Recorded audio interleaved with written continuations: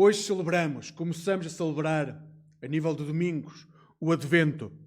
E nós achamos muitas vezes que o Advento é um tempo de preparação e que isso significa que é um tempo de espera e que isso significa que é um tempo onde tiramos férias. É o tempo em que relaxamos, em que nos sentamos no cadeirão e esperamos que chegue o Natal. É o tempo em que nos deixamos de preocupar com o que está à nossa volta, deixamos de experimentar aquilo que é a chamada que Deus tem para nós, porque estamos à espera. É um tempo de espera. O problema é que, biblicamente, os tempos de espera nunca são tempos de férias. Aliás, convido-vos a encontrar na Bíblia versículos que dizem que as pessoas foram de férias durante um mês, para onde quer que seja.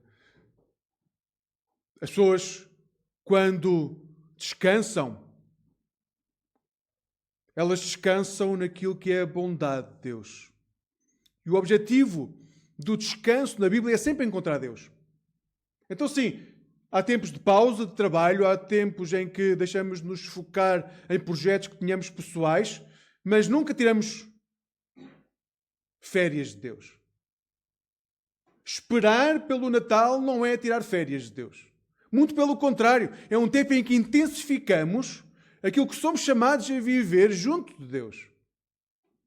E essa é a beleza do Advento. Essa vai ser também a beleza da Quaresma. São tempos em que nós somos recordados que temos de ter discernimento, ganhar discernimento junto de Deus. São tempos em que somos pressionados. Eu sei que hoje não gostamos muito de ser pressionados. Hoje em dia, quando somos pressionados, desistimos. Mas nestes tempos nós somos realmente pressionados para nos aproximar de Deus. Somos chamados a crescer. Somos chamados a ganhar maturidade, a crescer, a aproximar-nos do Pai. E ao longo da história da Igreja, a Igreja nunca negou essa necessidade. E continua a dizer, este é o momento em que nós vos vamos pressionar para estarem mais perto do Pai. Este é o momento em que nós nos vamos pressionar para estarem mais perto de Jesus. Porque é a única forma de crescermos em maturidade. Então, neste Advento, que eu oro a Deus e vos exorto, é realmente a que possam colocar-se nas mãos do Pai. Não sei se têm o hábito de fazer orações deste ano, mas façam orações de Senhor, eu coloco-me nas tuas mãos para que a tua vontade se faça em mim. É porque hoje vamos ler um texto em que uma menina que teria no máximo 14 anos fez isso. E se uma menina de 14 anos consegue fazer isso, meus irmãos, tenho que vos dizer, todos nós podemos fazer isso. Então convido-vos a ler o texto que encontramos em Lucas 1, a partir do versículo 26.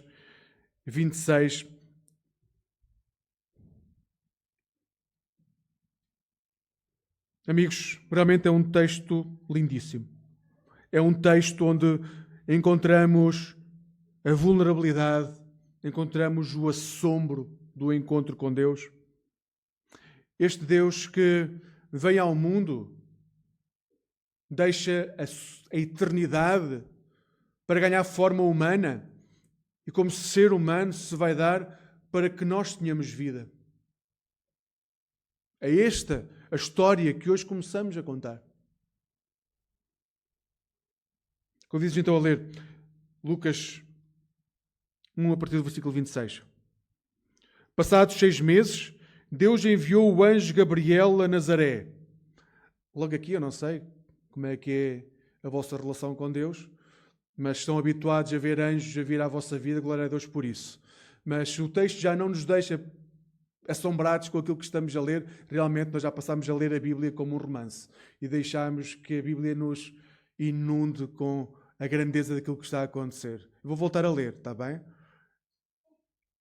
Passados 6 meses, estamos a falar do momento em que Isabel ficou grávida, Deus enviou o anjo Gabriel a Nazaré, uma localidade da Galileia, a uma virgem que se chamava Maria, que estava prometida em casamento a um homem chamado José, descendente do rei David. Gabriel apareceu e lhe disse: eu te saúdo, mulher favorecida, o Senhor está contigo. Confusa e perturbada, Maria perguntava a si própria: o que queria o anjo dizer com aquelas palavras? Não tenhas medo, Maria, continuou o anjo, porque Deus vai conceder-te uma bênção maravilhosa. Muito em breve ficarás grávida e terás um menino, a quem chamarás Jesus. Será grande e será chamado Filho do Altíssimo. O Senhor Deus vai dar-lhe o trono do seu antepassado, o rei David. Governará sobre a descendência de Jacó para sempre. O seu reino jamais terá fim. Maria então perguntou ao anjo: mas como posso ter um filho se sou virgem? O anjo respondeu: o Espírito Santo virá sobre ti e o poder do Deus Altíssimo cobrir-te-á como uma sombra.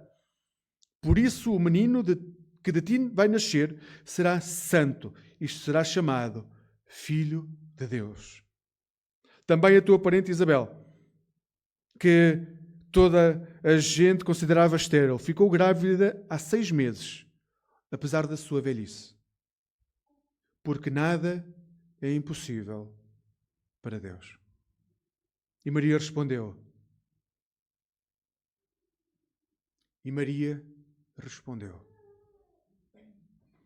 E esta é a minha oração para cada um de nós, hoje, no final deste momento que passamos juntos.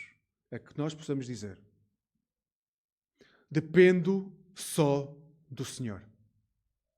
Que aconteça comigo tudo o que disseste. Então o anjo desapareceu.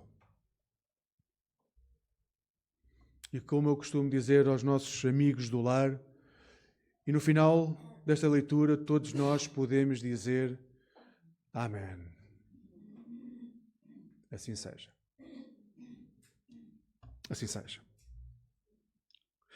Então hoje nós temos o texto no qual o anjo Gabriel surge na Galileia a uma mulher chamada Maria. A Galileia não ficava colada a Jerusalém. Lamentavelmente para os judeus havia uma faixa de território que se entrepunha entre a Judeia e a Galileia, que era Samaria. Samaria estava ali a separar aqueles que eram santos. Era um povo que não era considerado como sendo um povo santo, eram considerados pagãos, porque os judeus achavam que eles tinham desviado da fé que devia ser a fé firme num único Deus, com o centro da religiosidade em Jerusalém, e eles achavam os samaritanos, na melhor das hipóteses, crentes de segunda. Então, nós temos a Judeia, Samaria e a Galileia. E é nesta ponta daquilo que é o povo de Deus, bem separado do centro religioso, que vai surgir este anjo. Mas não aparece só distante do centro religioso, vai aparecer numa aldeia que ninguém conhecia. E se conheciam era simplesmente porque lá era tão distante que nada poderia vir de bom. É nesse local que vai aparecer o anjo. E se não levarem mais nada hoje daquilo que vamos dizer, que possam levar o que eu vos vou dizer a seguir. Se o anjo de Deus aparece numa terra inóspita, perto do fim do mundo, para os judeus, para falar a uma pequena mulher, acreditem que ele vos vai buscar onde for necessário. Nunca estarão sós no trilho que caminham. Nunca estarão sós. Seja qual for o trajeto que vão percorrer, seja qual for os vales que vão passar, Deus, para quem não há impossíveis, pode ir sempre resgatar-vos. Basta que estejam dispostos a escutar. Então, nós temos o anjo Gabriel a aparecer a Maria. Maria nos textos bíblicos nós não encontramos, mas há outros textos que vão dizer que Maria tinha pais, Joaquim e Ana. Estes pais eram idosos, eram muito idosos, e depois já não vamos ouvir mais falar deles. Quando Maria cresce, já não ouvimos mais falar do que acontece com esta mulher. Esta mulher, que é melhor refazermos a definição, nós estamos a falar de uma adolescente nos dias de hoje. Porque alguém que é prometido em casamento no tempo de Jesus era prometido assim que começava a menstruar. Aí começava o noivado e havia casamento. Se Maria estava noiva já, significaria que tinha acabado de menstruar. Então, já estava pronta para casar. Nós estamos a falar de alguém com 13, 14 anos no máximo, provavelmente até pode ser mais jovem. E o anjo surge. Não fiquem muito escandalizados, porque os rapazes também casavam com idade pouco maior do que isso. Não se esqueçam que metade das crianças no tempo de Jesus não passavam a fase de crianças, porque morriam durante o tempo em que eram crianças. E que a idade média, no tempo de Jesus, era de 40 anos. No tempo de Jesus com 30 anos, já era uma pessoa com idade bem avançada. Então nós estamos a falar de uma sociedade onde as doenças, tudo aquilo que nós podemos imaginar, consumiam a população de forma trágica. E se calhar compreendemos por isso, porque é que é importante um pai começar a projetar rapidamente o que é que vai acontecer à sua filha, porque ele, como pai, de um dia para o outro pode morrer. Pode apanhar uma constipação. Amigos, naquele momento um prego era suficiente para criar uma infecção que levasse à morte. Não havia forma, nem havia, e quando havia, não havia dinheiro para conseguir comprar a cura. Estamos a falar de sociedades muito frágeis. É fácil compreender para uns pais que, morrendo os pais, se não houvesse descendência masculina, a mulher podia perder tudo. Só não perderia se tivesse um filho homem. É fácil compreender porque é que, assim que aquela mulher, aquela jovem, aquela adolescente chega a um período de casar, os pais queiram casar Maria. E é isso que vai acontecer. Ela fica prometida de José. Isso já encontramos no texto bíblico. Mas estamos a falar de alguém extremamente jovem, que vê um anjo aproximar-se e assume a responsabilidade.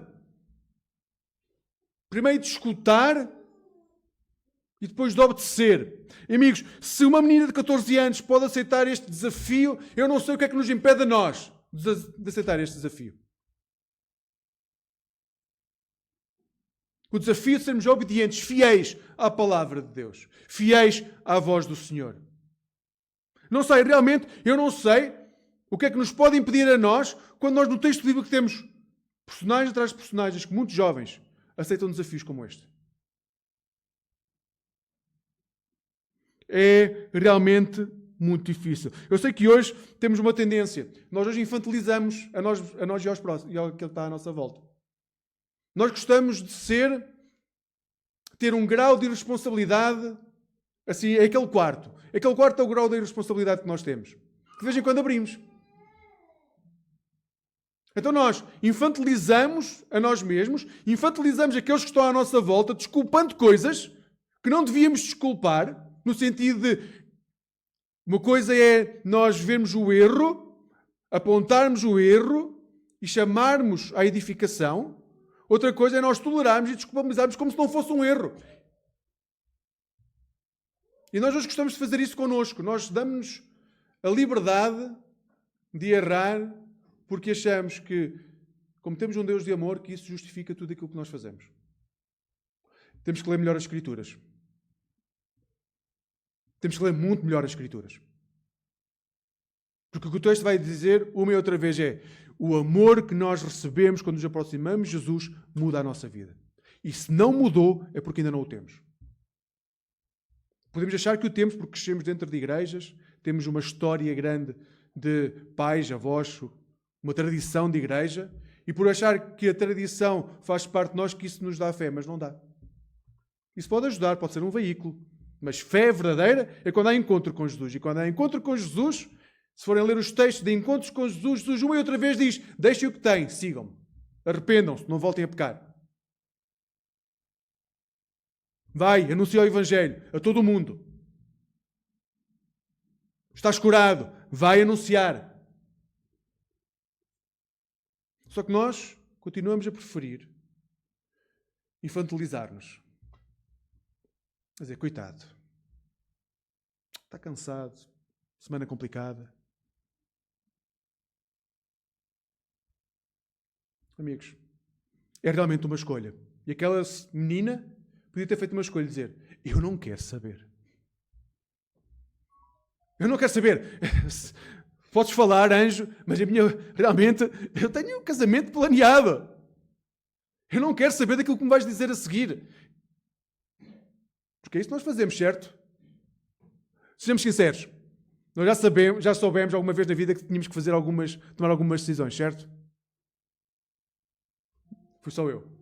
Então vou-vos dar um bom exemplo. Então, se não acontecer convosco, o que aconteceu comigo? Ao longo da minha vida tive vários momentos em que eu soube o que é que tinha que fazer. E muitas vezes eu arranjei desculpas para não fazer. Maria podia ter arranjado uma desculpa para não fazer. Mas não o fez. E o que o texto bíblico nos quer sempre chamar a atenção é: nós temos a possibilidade de escolher caminhos diferentes que nos aproximem do Pai. Não temos que sempre viver longe do Pai. Deus mandou o seu Filho ao mundo para que nós possamos encontrar o caminho de regresso a casa. O caminho de regresso a casa temos que ser nós a fazê-lo. Ele não nos vai atar uma corda ao pescoço e vai puxar à força até chegarmos a casa. Não vai. Então, amigos, no texto de hoje temos uma jovem que nos vai ensinar a crescer em maturidade. Está na altura de deixarmos de ser crianças de leite, que bebem leite, e começar a comer comida sólida. Comida espiritual, no qual nós ganhamos músculo, crescemos. E vamos aprender isso com uma menina de 14, 15 anos. Porque foi isso que ela fez. No texto que hoje acabamos de ler, nós temos Maria, e a Maria vai ter um grande desafio. Eu imagino Maria, se Maria fosse no tempo de hoje, se Jesus não tivesse vindo há 2000 anos atrás e Deus tivesse tido a paciência de suportar mais 2000 anos o mundo como estava e tivesse surgido hoje, fosse num mundo, imaginem que é tudo igual, e Maria surgia com o pensamento pós-moderno de hoje. O anjo aparecia e Maria dizia: eu vou escutar a voz de Deus e depois vou colocar os prós e os contras. Vou avaliar se tenho alguma vantagem em cumprir aquilo que me está a ser dito ou não. É isso que nós fazemos, certo? Nós avaliamos sempre os prós e os contras. Até nas nossas relações muito próximas, que nós dizemos que são de amizade, de amor profundo, nós estamos regularmente a colocar os prós e os contras. Nós temos uma grande dificuldade em ser inúteis. Mas tenho que vos dizer, um amigo só se torna verdadeiro amigo quando é inútil.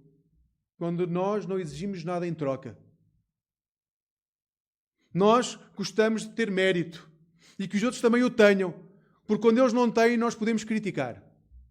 E aí, tenho que vos dizer, quando o amor se relaciona na base do mérito, não é amor, é consumo. Maria, nos dias de hoje, colocaria prós e contras. Quais são os prós daquilo que o anjo lhe está a dizer? Ia ser mãe de um rei. Pode ser que seja uma coisa boa, mãe de um rei. Quem não gostava de ser mãe ou pai de um rei? Não sei. Provavelmente diríamos que podia ser uma coisa boa. Agora vamos aos contras. Se tiverem mais alguma coisa a favor, anotem.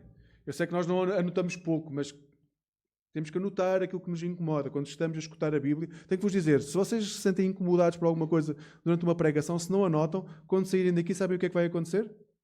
Vão pensar no almoço. Então, se alguma coisa vos incomoda, anotem. Deus não vai estar sempre a ligar e dizer: olha, eu já te avisei e agora estou-te a avisar outra vez. Não. Deus fala. Se Deus vos fala, anotem. Então, prós. Maria, mãe de um rei. Contras. Ela ia ficar grávida sem o marido. Não somente isso. Ela ia ficar grávida sem que houvesse um homem envolvido na questão. Não havia ninguém a quem culpar a seguir. Não havia ninguém a quem colocar responsabilidade. Não havia ninguém. Mais contras. Ela ia ser o receptáculo de Deus. O que é que significa ser o receptáculo de um filho de Deus? Como é que é um filho de Deus? Tem forma humana? Tem a cabeça gigante? Como é que é um filho de Deus? Conhecem algum Deus para que tenha uma forma visível? Nós conhecemos a história, nós conhecemos uma imagem de Deus, que é a imagem que nos foi dada, principalmente na Idade Média, de um Deus barbudo, com vestes longas. Mas na realidade nunca ninguém viu Deus. E Maria nem sequer tinha essas expressões artísticas. Ela não fazia a mínima ideia do que é que iria nascer. Depois, também, como é que alguém humilde como Maria iria educar um rei? Como é que alguém que não teria marido, porque provavelmente não teria marido, quando se soubesse o que aconteceu, que não tinha, a família provavelmente iria repudiá-la. Aliás, até podia ser apedrejada, porque quando havia adultério, se houvesse alguém que tivesse cometido e fosse provado, essa pessoa era obrigada a casar com a pessoa, com a mulher, mas neste caso nem havia homem para casar, então ela podia ser apedrejada ou colocada de forma marginal na sociedade.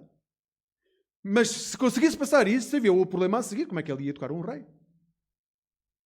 Ela não tinha capacidade de educar um rei. E depois, o que é que significa que o seu reino não terá fim?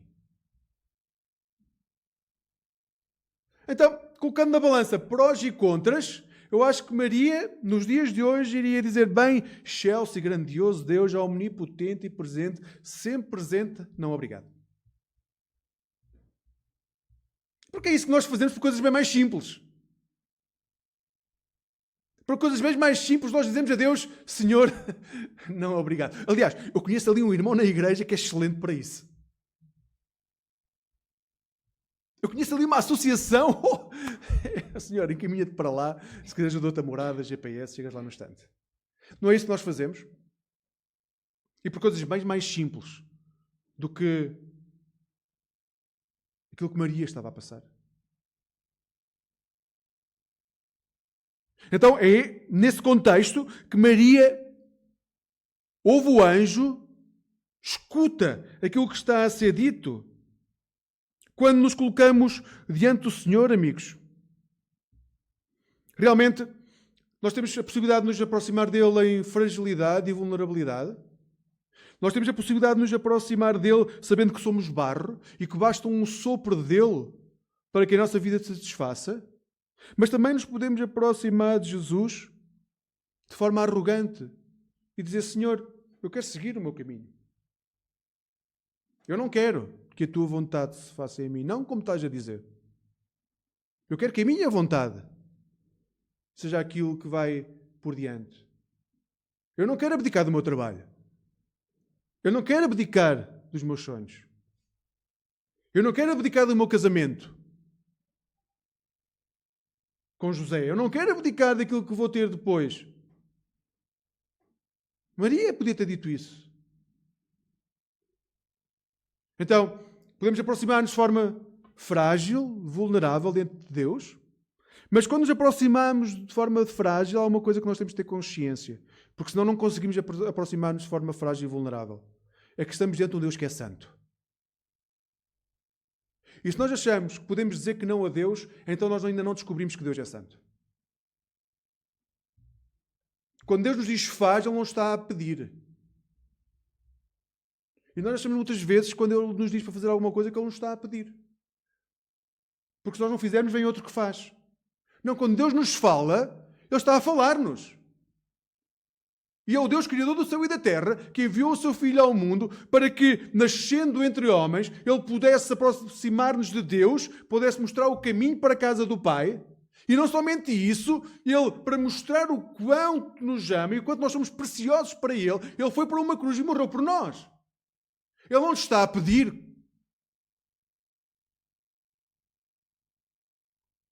Mas como nós não temos a noção que Deus é santo, que Deus está aqui presente, e quando Ele fala connosco, não há forma de dizer que não há forma de arranjar um livro no qual vamos ver como é que vamos agrupar aqui as desculpas para continuar a ser infantis.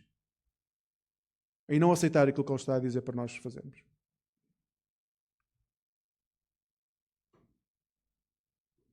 E afastamos-nos de Deus. Ele continua a amar-nos? Continua. Nós estamos a ser rebeldes? Estamos.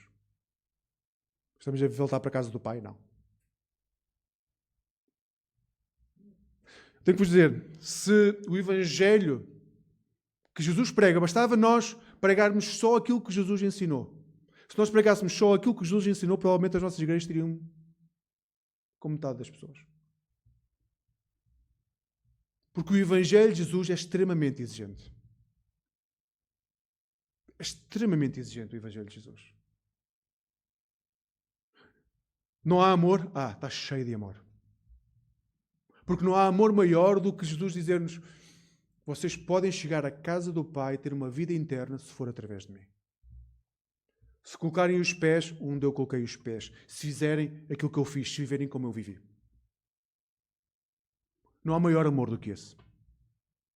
O problema é que nós achamos que amor tem a ver com conforto pessoal. Conforto físico, conforto financeiro, conforto de relacionamentos. E o Evangelho nunca teve a ver com conforto de relacionamentos. Com conforto físico, com conforto financeiro. O Evangelho teve sempre a ver com o propósito de Deus de que aqueles filhos que ainda não sabem, que são muito amados e que não têm como voltar a casa, possam voltar a casa. E isso depende da forma como nós vamos responder à chamada. Podemos ter conforto? Podemos ter. Mas é condição, conforto para que o Evangelho seja anunciado. Se foi, somos como aquele homem que Jesus vai dizer: vai... Senhor, deixa-me só tratar das minhas coisas. Então vai tratar das tuas coisas. Esse homem que foi tratar das coisas para depois seguir Jesus, o Evangelho nunca mais falou dele. Porque não voltou. Porque nós temos sempre coisas para tratar. Amigos, nós vamos ter que compreender que nós temos sempre coisas para tratar. Porque não tem a ver com nós darmos uma resposta neste momento a uma coisa que Deus nos pede. Tem a ver com uma forma de viver. Ou nos dispomos a seguir a voz de Deus, aquilo que Ele nos pede, ou estamos a adiar esse encontro. Então, amigos, no texto de hoje, nós encontramos uma mulher que é inundada por dificuldades e que mesmo assim diz: eu quero escutar. Eu não vou fugir. Eu quero escutar. E o facto de ela ter colocado a sua vida nas mãos de Deus vai possibilitar que nós hoje tenhamos acesso à vida eterna. Eu acho que nós não temos a noção de quanto somos importantes para Deus e de como um passo nosso de aceitação pode mudar a vida de pessoas. Eu acho que nós não temos noção mesmo do poder do Evangelho. Nós não podemos ver o Evangelho como uma história dos irmãos Grimm, que entretém crianças. Não é um conto, é vida. É a vida que nos é dada. É a vida que nos é transmitida. Na realidade, os cultos deviam ter duas partes. Uma parte curta dentro da igreja e uma parte grande fora da igreja.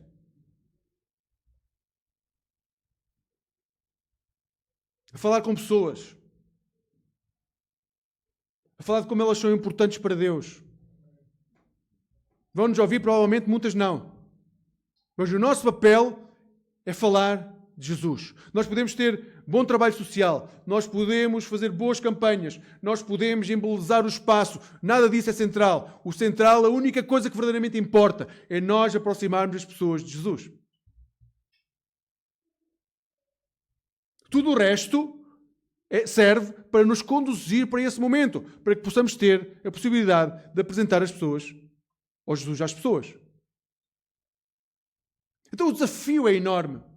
E se uma menina de 14 anos conseguiu dizer: Senhor, eu quero escutar, estou cheia de medo, eu também estaria. Tenho que vos dizer, se eu visse um anjo diante de mim, não sei como é que me iria aguentar, porque eu nem sequer consigo imaginar. Bem, no Antigo Testamento nós temos anjos que aparecem em forma humana. Neste caso não parece essa a realidade, mas se um anjo aparecesse, ficaria assombrado. É a melhor palavra. Ficaria assombrado. Deixaria que a presença de Deus me inundasse.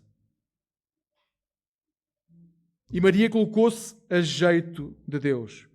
Então, realmente nós, encontrando este texto, nós vamos ter que fazer uma escolha. Nós temos uma dificuldade enorme em assumir responsabilidade. Já falámos sobre isso.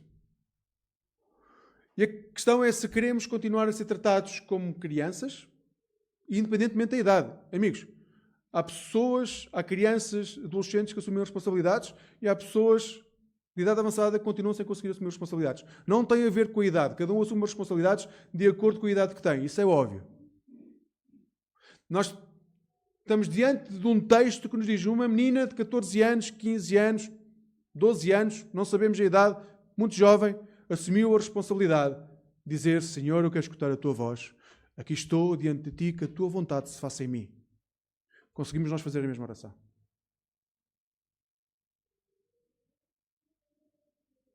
É que se não conseguimos fazer, nós temos um problema prévio. Nós temos ainda que nos encontrar com Jesus no caminho. E a questão não é se é certo ou errado, amigos. Aqui não há ninguém que está mais à frente ou mais atrás. Todos estamos no igual patamar em relação à forma como Deus nos ama. Mas nós temos que ser conscientes se estamos ou não perto de Jesus para saber como é que vamos orar e o que é que vamos pedir. Porque nós não podemos pedir que, por exemplo, um bairro seja transformado se não estamos transformados nós. Nós não podemos ter uma oração como igreja e dizer: Senhor, nós queremos que esta igreja seja fundamental neste bairro, quando nós próprios, individualmente, não conseguimos ter esse compromisso com Jesus.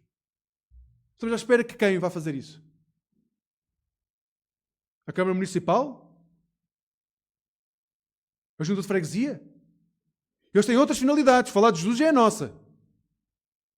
Essa é a nossa especialidade. Falar de Jesus. Então, se nós não estamos próximos o suficiente de Jesus para dizer: Senhor, usa-me a mim, envia-me a mim. Então essa deve ser a primeira oração que nós fazemos. É: Senhor, eu preciso que tu me quebrantes, porque eu sozinho não estou a conseguir quebrantar-me. Eu por mim próprio não quero quebrantar-me, mas eu sei que o tenho de fazer. Então, Senhor, que sejas tu a fazê-lo. E é preciso ter coragem para fazer esta oração. Mas se não o fizerem, sabem qual é que é o problema, irmãos? Vamos ter uma igreja, ou vidas, onde vamos passar décadas dentro de uma igreja. E durante essas décadas vai haver dezenas, centenas de homens e mulheres que podiam ter conhecido Jesus, ver a sua vida transformada, ter uma esperança de vida eterna, e nós não vamos fazer nada por elas.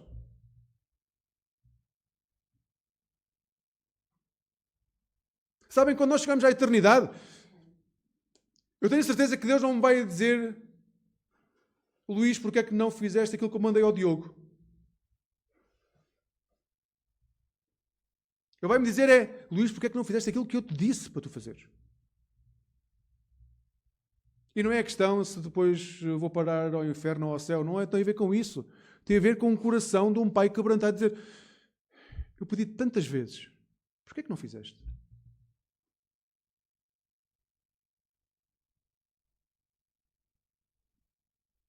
Que a pergunta pode ser para todos nós: porquê é que não fizeste? Então, neste advento, que nós possamos ser como Maria, escolher ser como Maria. E dizer: Senhor, aqui estou, depende só de ti. E esta primeira frase é aquela que realmente cria confusão para nós. Dependo só de ti. Porque nós dependemos de Deus, dependemos da nossa mulher ou marido, dependemos dos nossos filhos, dependemos dos nossos pais, dependemos do nosso trabalho, dependemos das relações sociais, dependemos do nosso amor, nós dependemos de tudo. Então não podemos dizer esta frase, porque esta frase diz: dependo só de ti. Nós temos várias áreas de relacionamento, nós relacionamos com amigos, dentro da igreja, com os nossos trabalhos, nós temos graus de relacionamento, mas depender Que sejamos como Maria, Senhor, eu dependo, e se não conseguem dizer isso, que possam pelo menos dizer, Senhor, eu quero depender só de Ti. Agora, se começarem num género de oração cujo objetivo seja estarem próximos de Deus, tenham muito cuidado. Porque não basta dizer, hoje chegam a casa, a pregação, a mensagem, o relacionamento com os irmãos faz com que cheguem a casa e sejam mais emotivos, e hoje à noite dobram o joelho e dizem, Senhor, eu quero depender só de Ti. E depois não voltam a fazer a oração. Porque amanhã vão ouvir outros problemas e já não oram sobre isso. Vocês acreditariam em alguém que chega ao pé de vocês porque está muito necessitado de alguma coisa e vos falasse nisso só de uma vez e nunca mais tocasse no assunto porque tem sempre outras coisas mais importantes para fazer?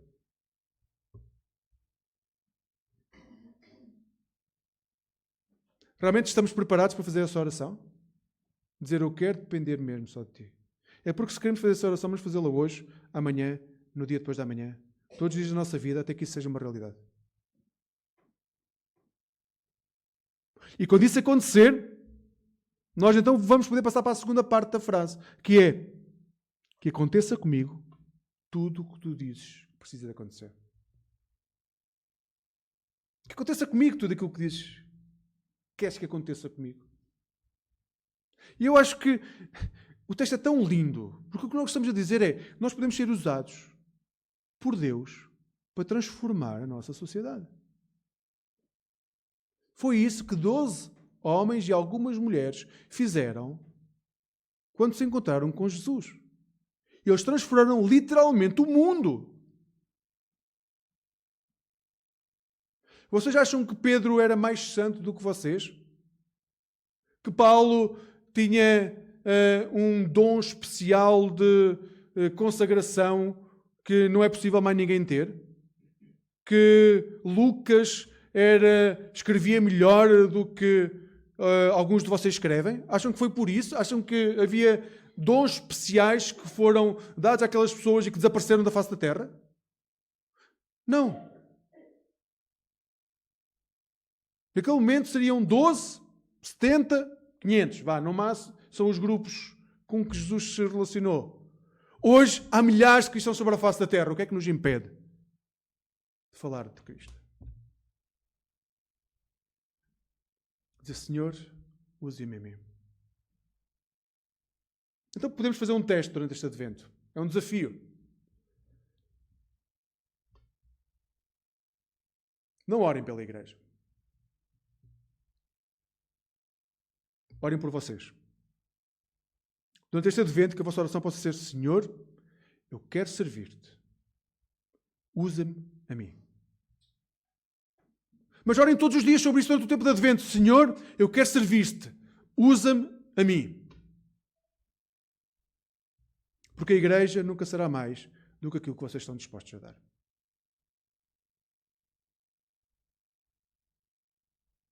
A igreja, para ser reflexo de Jesus, é também um reflexo daquilo que nós somos. Porque é através de nós que Jesus se manifesta. Então, amigos, que se cumpra em nós a palavra do Senhor. E que neste advento nós possamos estar um pouco mais perto da casa do Pai. Possamos celebrar a vida. Que possamos celebrar a presença de Jesus. E que possamos crescer em maturidade. Não infantilizem quem está ao vosso lado. Seja filhos ou pais. Ajudem a que aquele que está ao vosso lado possa crescer em fé. Lendo as Escrituras. Orando juntos. Encaminhando para Jesus. E estou certo que se todos crescermos em maturidade, o reino de Deus vai espalhar-se através de nós. Porque nós vamos poder dizer como Maria, depende só do Senhor.